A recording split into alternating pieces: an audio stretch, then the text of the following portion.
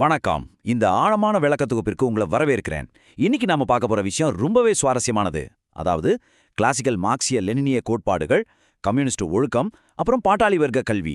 இதெல்லாம் அந்த காலத்து தொழிற்சாலைகளுக்கு மட்டும்தானா?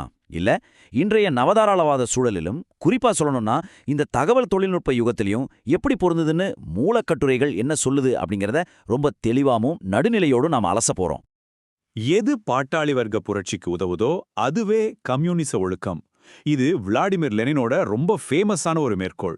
இதை ஏன் இங்க சொல்றோம்னா, இன்னைக்கு நம்ம விவாதிக்க போற எல்லா கருத்துகளுக்கும், மூலக்கட்டுரைகள் முன்வைக்கிற தத்துவங்களுக்கும் இதுதான் ஒரு ஃபவுண்டேஷன். கம்யூனிச ஒழுக்கம் அப்படிங்கிறதே ஏதோ வானத்திலிருந்து குதிச்ச ஒரு ஐடியா கிடையாது. அது உழைக்கும் மக்களோட அன்றாட நலன்களிலிருந்து பிறந்தது அப்படிங்கறத இந்த மேற்கோள் ரொம்ப ஆழமா பதிவு செய்யுதுன்னு கட்டுரை சொல்லுது. சரி, இன்னைக்கு நாம எந்தெந்த விஷயங்களை எந்த வரிசையில பார்க்க போறோம்னு ஒரு சின்ன அவுட்லைன் பார்த்தரலாம்.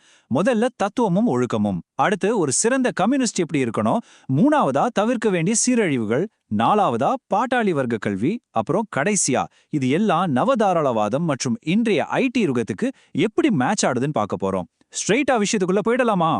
ஓகே, பகுதி தத்துவமும் கம்யூனிச ஒழுக்கமும். இந்த மூலக்கட்டுரைகள் இத பத்தி என்ன சொல்லுதுன்னு பாப்போம். இந்த கட்டுரை ரொம்ப அழகான ஒரு உருவகத்தை பயன்படுத்துது. அதாவது ஒரு உண்மையான கம்யூனிஸ்டுக்கு தத்துவம் அப்படிங்கிறது மூல மாதிரியா, ஒழுக்கம் அப்படிங்கிறது அவங்களோட இதயம் மாதிரி.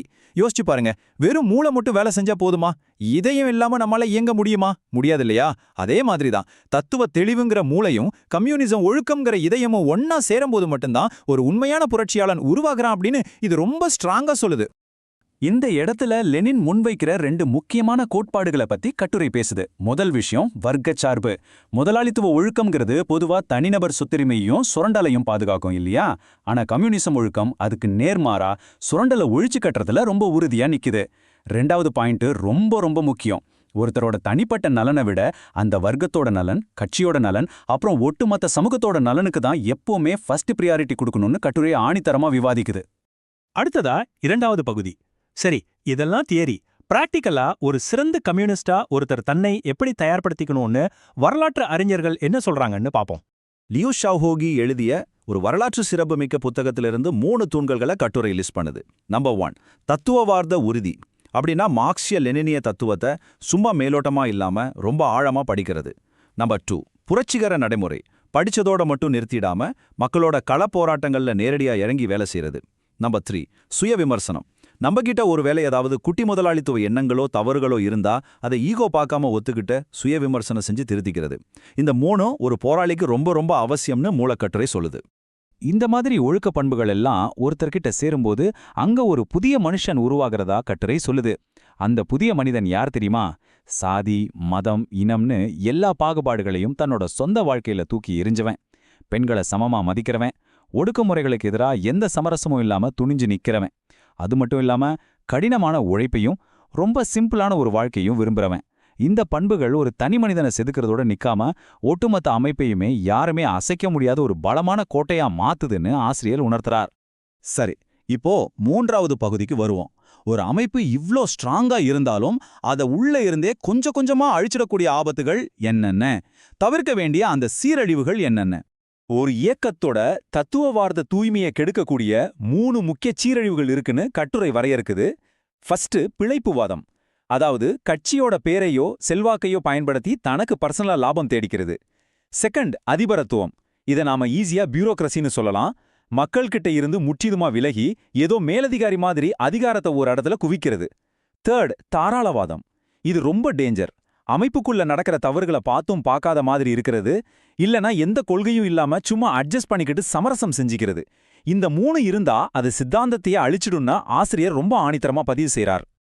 ஓகே, பகுதி 4, பாட்டாளி வர்க்க கல்வியின் நோக்கம். இங்க ஒரு விஷயத்தை நாம கவனிக்கணும். கல்வி அப்படிங்கிறது வெறும் இன்ஃபர்மேஷனை பாஸ் பண்றது மட்டும் கிடையாது. அது வர்க்க போராட்டத்துல பயன்படுத்தப்படுற ஒரு ரொம்ப பவர்ஃபுல்லான ஆயுதம்னு மூலக்கட்டுரை வாதாடுது. உழைக்கிற மக்கள் தங்களை ஒரு தனி வர்க்கமா, அதாவது தமக்கான வர்க்கமா உணர்றதுதான் இந்த கல்வியோட மெயின் டார்கெட். தொழிலாளர்கள் படுற கஷ்டமோ அடிமைத்தனமோ ஏதோ ஒரு ஆக்சிடென்ட் கிடையாது. அது ரொம்ப ரொம்ப நுணுக்கமா டிசைன் பண்ணப்பட்ட ஒரு சுரண்டல் முறை அப்படிங்கிறத சயின்டிஃபிக்கா புரிய வைக்கிறது தான் உண்மையான பாட்டாளி வர்க்க கல்வின்னு கட்டுரவாதிடுது. உன்னோட சாதி, மதம் இது எல்லாத்தையும் தாண்டி நீ ஒரு உழைப்பாளி அப்படிங்கிற ஒற்றை வர்க்க அடையாளத்தை உருவாக்குறது தான் இதோட நோக்கம். இந்த இடத்துல அமைப்பு எந்த ஒரு தத்துவார்த்த குழப்பத்திலையும் சிக்கிடக்கூடாதுங்கிறதுக்காக மார்க்சிய தூய்மையை பாதுகாக்க வேண்டியதை கட்டுரை ரொம்பவே வலியுறுத்துது. மார்க்சியத்தை அவங்கவங்க வசதிக்கேத்த மாதிரி மாத்திர திருத்தவாதத்தையும் சந்தர்ப்பவாதத்தையும் உடனே ஐடென்டிஃபை பண்ணி அதை அடிச்சு நொறுக்கக்கூடிய ஒரு தார்மீக வலிமையை இந்த கல்வி இயக்கங்கள் அதோட உறுப்பினர்களுக்கு கொடுக்கணும்னு ஆசிரியர் வாதிடுறார். இது எப்படி நடக்கும்னு மாவோ ஒரு சூப்பரான கல்வி சுழற்சி முறையை முன்வைக்கிறாரு. இது மேலிருந்து ஒருத்தர் கமாண்ட் பண்ண கீழே இருக்கிறவங்க கேட்கிற அந்த அதிகார முறை கிடையாது. இது முற்றிலும் வேற. முதலாவது, மக்களோட அன்றாட அனுபவங்கள்ல இருந்து கத்துக்கணும். ரெண்டாவது, அந்த அனுபவங்களை எல்லாம் மார்க்சிய தத்துவத்தோட அடிப்படையில ஒன்னா தொகுக்கணும். மூணாவது, அப்படி தொகுக்கப்பட்ட அந்த அறிவை மறுபடியும் கொண்டு போய் மக்களுக்கே கத்துக் கொடுக்கணும். பாத்தீங்களா, இது ஒரு கண்டினியூஸான 2-வே லேர்னிங் ப்ராசஸ். மக்கள் இல்லாம தத்துவம் இல்ல அப்படிங்கறத இது எவ்வளவு அழகா சொல்லுது. இப்போ நாம இந்த விளக்கு தொகுப்போட ரொம்ப முக்கியமான கட்டத்துக்கு வந்துட்டோம். பகுதி 5, நவதாராளவாதமும் தகவல் தொழில்நுட்ப யுகமும். இந்த வரலாற்று பாரம்பரிய கோட்பாடுகள் எல்லாம் இன்னைக்கு இருக்கிற நம்ம டிஜிட்டல் கார்ப்பரேட் பொருளாதார சூழலுக்கு எப்படி செட் ஆகுதுன்னு பார்க்க போறோம். இன்னைக்கு காலகட்டத்துல உழைக்கும் வர்க்கம் சந்திக்கிற புது சவால்களை கட்டுற ஒரு தெளிவான பார்வையில தொகுத்து வழங்குது. 1, நவதாராளவாதம் இன்னைக்கு எவ்வளோ சப்டிலா ரொம்ப நுட்பமான சுரண்டல் முறைகளை கையாளுகுதுன்னு சுட்டிக்காட்டுது. 2, நிறைய என்ஜிஓ அமைப்புகளோட அரசியல் எப்படி உண்மையான புரட்சிகர அரசியலை திசை திருப்புது அப்படிங்கிற ஒரு ஸ்ட்ராங்கான விமர்சனத்தையும் முன்வைக்குது. 3வது, ரொம்ப முக்கியமா ஐடி துறையில, அதாவது இந்த தகவல் தொழில்நுட்ப யுகத்துல உருவாகியிருக்கிற புதிய உழைக்கும் வர்க்கம் எப்படிப்பட்டவங்கன்னு ஒரு விவாதத்தை முன்வைக்குது. ஆக கிளாசிக்கல் தத்துவங்கள் எல்லாம் இன்னைக்கு அவுடேட்டட் ஆகிடல. மாறா, இன்றைய ஐடி கார்ப்பரேட் சூழல்ல நடக்கிற புதுவிதமான வர்க்க போராட்டங்களை அடையாளம் காண அது எந்த அளவுக்கு பயன்படுது அப்படிங்கிறது தான் இங்க மெயின் பாயிண்ட்.